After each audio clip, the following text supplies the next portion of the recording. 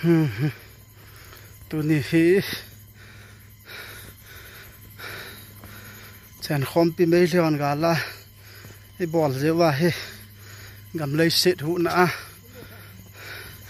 front line ha pan la ho bol thei dang lo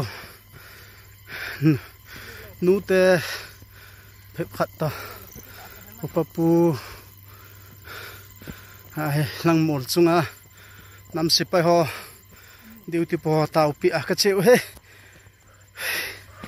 lam to ka kaluvin ha thawe ka che na diu cha lang mol chung kha hin ke khat kan zo do ta ve ka loi ho cha kapi upapu ka uthang hai ke ho bunga woman chairperson nu kani ke ma gin thangin ngari hung tol pe un pot jang po pe ve chati cha hin pathinin ei pan pi diu he thu pi pen he je acha e ho dinga pathin bo he ikin now ikingai na selaga le zo sa diu ta mol chung lang ko ka zot he langa mangjal ko lei ma khong hin che kon sa lang khot lei ma khong lang he ei mi hot chen na lang i to phau gam he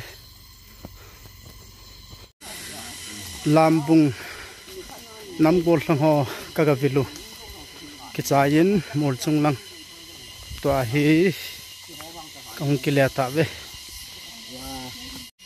ta he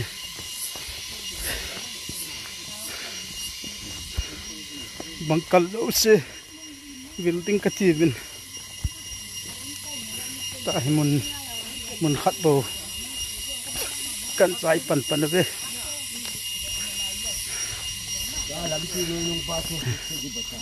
han ta nu te pa te pao jong he tom ngai ta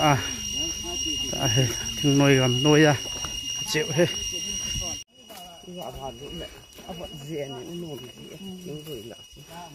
tu hin